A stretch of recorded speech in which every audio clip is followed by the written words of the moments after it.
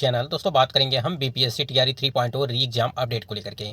जैसा कि आपको पता है कि बीपीएससी टीआरई 3.0 का री एग्जाम 19 जुलाई से लगा करके 22 जुलाई के बीच आपका टीआरई 3.0 का री एग्जाम कराया गया था और आपका 1 to 5, 6 to 8 का जो है वो प्रोविजनल आंसर की जारी किया गया है। लेकिन अभी तक बीपीएससी आयोग की तरफ से जो आपकी कक्षा 9वीं और 10वीं की और 11वीं और 12वीं की अभी आपकी प्रोविजनल आंसर की जारी नहीं की गई है, यानी कि ऑफिशियल साइट पर आपको प्रोविजनल आंसर की अभी तक जारी नहीं किया गया है। यहाँ पे हम लोग बात करने वाले हैं ओएमआर में गलती चयन से बाहर और ऑफिशियल आंसर की को लेकर के बीपीएससी टीआरई 4.0 का नोटिफिकेशन को लेकर के बात करेंगे और महिलाओं को मिलेगा लाभ गलत आंसर की इसको लेकर के बात करेंगे। ठीक है, और देखिए यहाँ पे पीआरटी हो गया आपका, टीजीटी पीजीटी जो आपका एक्सपेक्टेड कट ऑफ है उसके संबंध में भी बात करेंगे कि क्या कट ऑफ आपकी हो सकती है, चाहे वो पीआरटी के हो, चाहे 6 to 8 का है या 9 to 10 या 11 to 12 का हो। सीटों की संख्या बढ़ी, कट ऑफ में गिरावट, कई सारे महत्वपूर्ण अपडेट आपको इस वीडियो के माध्यम से मिलने वाले हैं। वीडियो पर बने रहेगा लास्ट तक। यदि आप चैनल पर पहली बार विजिट किए हैं तो चैनल को भी सब्सक्राइब करके बेल आइकन को प्रेस कर लीजिएगा, जिससे हर लेटेस्ट अपडेट आपको समय से मिलती रहेगी। चलिए एक बार देखते हैं कि क्या कुछ अपडेट है। स्क्रीन पे आप देख पा रहे हैं कि बीपीएससी टीआरई 4.0 की तैयारियां वो पूरी जोर से चल रही है और आपको बता दें कि अक्टूबर के प्रथम सप्ताह में आपके नोटिफिकेशन जारी करने की बात कही गई है। यहाँ पे देखिए शिक्षा मंत्री सुनील कुमार ने कहा है कि राज्य सरकार 1.5 लाख और शिक्षकों की नियुक्ति करेगी। टीआरई 3 का रिजल्ट जल्द जारी करने के लिए शिक्षा विभाग ने बीपीएससी से आग्रह किया है। ठीक है, यहाँ पे देखिए 1.5 लाख का और शिक्षकों की होगी नियुक्ति। इसका मतलब ये हो गया कि आपकी जो 4.0 की वैकेंसी है, ठीक है, यानी कि जो आपकी टीआरई 4.0 की वैकेंसी है वो आपकी अक्टूबर के प्रथम सप्ताह में नोटिफिकेशन जारी कर दिया जाएगा। जहां तक इसके पहले अपडेट आई थी, आपका अक्टूबर के फर्स्ट वीक में आपका नोटिफिकेशन जारी करने की बात कही गई थी, क्योंकि आपको पता होगा कि 24 तारीख को, ध्यान दीजिएगा, 24 तारीख को ये जो आपका है यानी कि 24 अगस्त को आपका टीआरई 4.0 की भर्ती का जो है परीक्षा होने वाला था।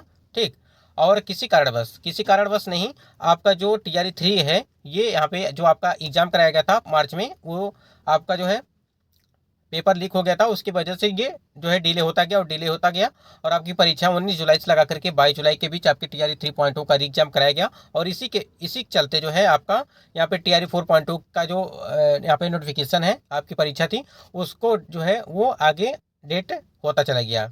ठीक है, इसी वजह से जो है आपकी 4.2 की वैकेंसी का जो यहाँ पे परीक्षा था 24 अगस्त को उसे हटा दिया गया और आपकी जो अब भर्ती प्रक्रिया होगी वो अक्टूबर में यहाँ पे नोटिफिकेशन देने की बात कही गई है। तो यहाँ पे जितने भी कैंडिडेट तैयारी कर रहे हैं वो तैयारी करते रहें। आपको बता दें कि जो एज रिलैक्सेशन वाला मामला था, यानी कि जो कैंडिडेट जिनकी एज खत्म हो चुकी थी वो एज रिलैक्सेशन वाले भी कैंडिडेट वो तैयारी करते रहिए। इसके लिए मांग भी चल रही है कि जिनका भी आयु सीमा में छूट को लेकर के मांग चल रही है, तो आप लोग तैयारी करते रहिएगा जितने भी कैंडिडेट हैं। क्योंकि देखिए अगर आप तैयारी नहीं करेंगे, आप नोटिफिकेशन का इंतजार करेंगे तो आपकी तैयारी जो है वो स्लो हो जाएगी और कहीं ना कहीं जो कैंडिडेट तैयारी कंटिन्यू कर रहे हैं उनको लाभ मिल जाएगा। तो ये आपका टीआरई 4.0 के लिए है कि आपके 1.5 लाख यहाँ पे वैकेंसी आने वाली है और आपको कुछ कैंडिडेट और कहीं पे आप लोगों ने ये भी चीज़ें देखी होगी कि जो बैकलॉग सीटें हैं आपकी, जैसे टीआरई 1 की सीटें, ठीक है, और टीआरई 2 की सीटें, दोनों की सीटों को जो है टीआरई 1 और टीआरई 2 की वो बैकलॉग जो सीटें हैं आपकी वो टीआरई 3 में ऐड की जाएंगी। वो भी आपकी जो है 1 लाख के आसपास देखने को मिल सकती है, यानी कि 87,774 पदों पे जो आपकी भर्ती प्रक्रिया चल रही है जिसका रिजल्ट आना बाकी है, उसका जो है आपका यहाँ पे उसमें जो है आपकी जो बैकलॉग सीटें हैं टीआरई 1 और टीआरई 2 की, उसको भी ऐड करने की बात, यानी कि समाशोधन के संबंध में एक लेटर भी जारी आपका किया गया था। अब देखना ये है कि शिक्षा विभाग और बीपीएससी आयोग की तरफ से क्या सहमतियां बन पाती हैं, क्या वो टीआरई 3 में ऐड करते हैं उन सीटों को या टीआरई 4.0 की भर्ती में उसे ऐड करते हैं। थोड़ा सा आपको वेट करना पड़ेगा इसके लिए, क्योंकि आपको पता है कि जो 65% आरक्षण वाला मामला था उसके आधार पर आपका रिजल्ट जारी किया जाएगा। ठीक, और 65% के आधार पे नहीं किया जाएगा, क्योंकि 65% के आधार पे तो आपका यहाँ पे अगर जारी किया जाता है तो रोस्टर में कोई भी परिवर्तन नहीं किया जाएगा। अब यहाँ पे 50% आरक्षण के आधार पर आपका रिजल्ट जारी किया जाएगा और 65% आरक्षण उससे समाप्त कर दिया जाएगा। और जितने भी कैंडिडेट हैं आपको बता दें, जो 4 कैटेगरियाँ आपकी हैं, ईबीसी, बीसी और एससी एसटी वाला कैटेगरी है, उसमें क्या है, उनमें जो है सीटों की संख्या आपको जो है वो परिवर्तित दिखाई देगा और यूआर कैटेगरी की सीटों की संख्या में बढ़ोतरी दिखाई देने को मिलेगा। क्यों मिलेगा? क्योंकि आपकी जो ईबीसी, बीसी और जो आपका एससी एसटी की यहाँ पे सीटें हैं वो 65% के आरक्षण के आधार पर सीटों का बंटवारा किया गया था, लेकिन इसे अब 50% पे किया जाएगा और यूआर कैटेगरी में आपको 25% के हिसाब से लगाया गया था, सीटों की संख्या रखी गई थी, अब उसे जो है 40% के हिसाब से रखा जाएगा, जिसकी वजह से सीटों की संख्या वहाँ पे बढ़ेगी। और जब सीटों की संख्या बढ़ेगी तो जाहिर सी बात है आपकी जो कट ऑफ होगी, ध्यान दीजिएगा, आपकी जो कट ऑफ होगी वो वहाँ पे काफ़ी ज़्यादा यहाँ पे कम रहने वाली है, यानी कि यूआर कैटेगरी की। और आप लोगों ने देखा भी होगा कि न्यूज में भी निकल के आया था कि आपकी टीआरई 1 और टीआरई 2.0 की जो आपकी भर्ती प्रक्रिया कराई गई थी, उससे टीआरई 3 की जो कट ऑफ होगी वो थोड़ी डाउन रहेगी। लेकिन आप एक बात मान के चलिएगा, जितने भी कैंडिडेट हैं, अगर मान लीजिए आपका टीआरई 1 में, ठीक है, मान लीजिए टीआरई 1 में आपका जो है सीटों यहाँ पे आपकी कट ऑफ 80 गई थी, ध्यान दीजिएगा, आपकी कट ऑफ मान लीजिए 80 गई थी, ठीक है, तो आप इससे 3 नंबर, 4 नंबर या 5 नंबर तक जो है आप इसको आगे पीछे मान के चलेंगे, ठीक है, क्योंकि इससे ज़्यादा आपकी कम नहीं होने पाएगी। क्यों नहीं कम होने पाएगी? क्योंकि आपकी टीआरई 2 में जो है पदों की संख्या ज़्यादा थी, यानी कि सीटें अधिक थी, और इस बार क्या है कि सीटों की संख्या कम है और नंबर ऑफ स्टूडेंट काफ़ी ज़्यादा हैं। तो इस बात को आप ध्यान रखिएगा, दिमाग में बैठा लीजिएगा।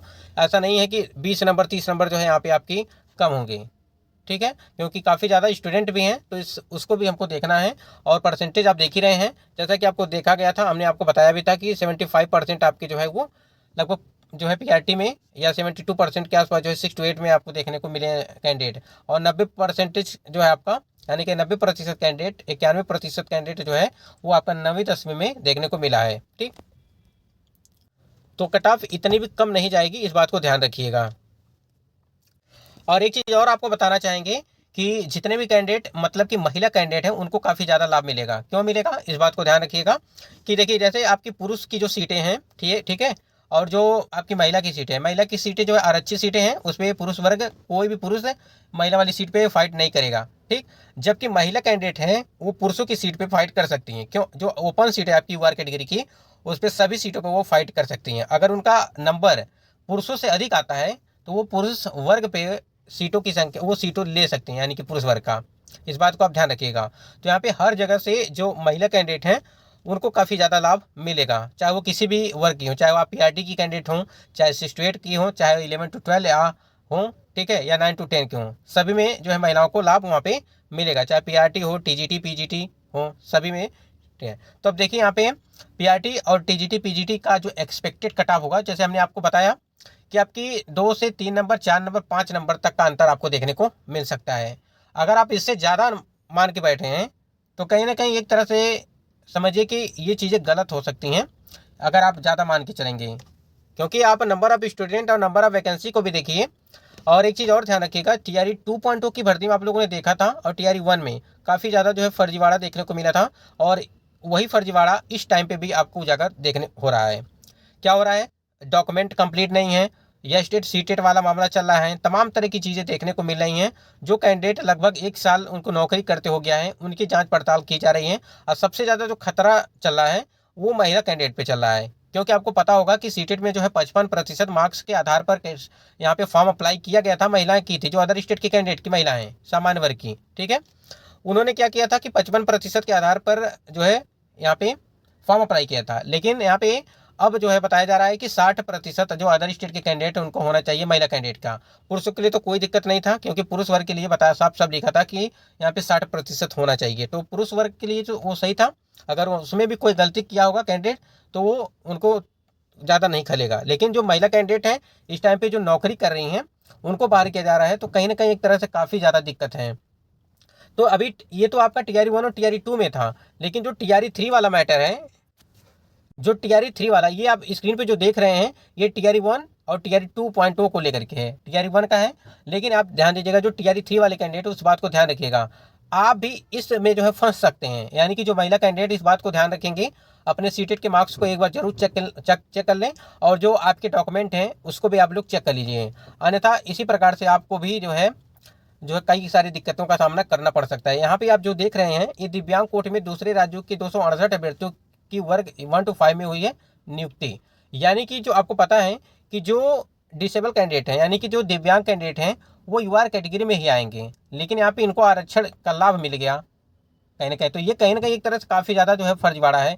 अगर 268 जो है यहाँ पे आपको दिखाई दे रहा है, ये अभी तो धीरे धीरे एक चीज़ निकल के आ रही है, लेकिन और भी यहाँ पे हो सकते हैं अगर जांच पड़ताल अच्छे तरीके से की जाती है। तो यहाँ पे अगर लापरवाही जो देखी जाए, तो लापरवाही जो किया गया है वो जहाँ पे डॉक्यूमेंट वेरिफिकेशन हो रहा है वहाँ पे किया गया है। ये कहीं ना कहीं काफ़ी ज़्यादा बहुत बड़ी लापरवाही अगर देखा जाए तो। अगर यही चीज़ डॉक्यूमेंट वेरिफिकेशन में कैंडिडेट को उसी टाइम पे बाहर कर दिया जाता तो आज जो है कैंडिडेट इस मुकाम तक नहीं पहुंचता है, यानी कि यहाँ तक उनकी ये हालत नहीं होती।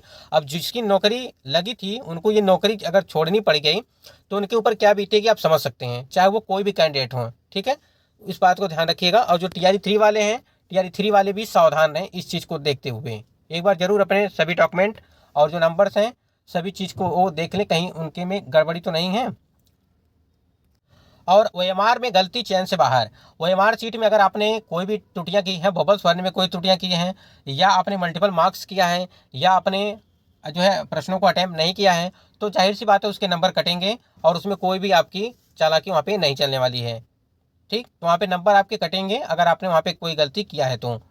और ऑफिशियल आंसर की को लेकर के बात करें 9वीं 10वीं का और 11वीं 12वीं का, बीपीएससी आयोग अभी भी पता नहीं कहाँ पे जो है चीज़ें क्या हो रही है क्या नहीं हो रही है, लेकिन अभी तक जो है 2 और 4 तारीख को बताया गया था कि 2 तारीख को आपका 9वीं 10वीं का और 4 तारीख को आपका 11वीं 12वीं का जो है आंसर की दे दिया जाएगा। लेकिन अभी तक पता नहीं क्या चल रहा है कि ना ही अभी शिक्षा विभाग से कोई अपडेट आ रही है और ना ही बीपीएससी आयोग की तरफ से आ रही है कि आप कब तक मतलब जो है जारी किया जाएगा इसको लेकर के।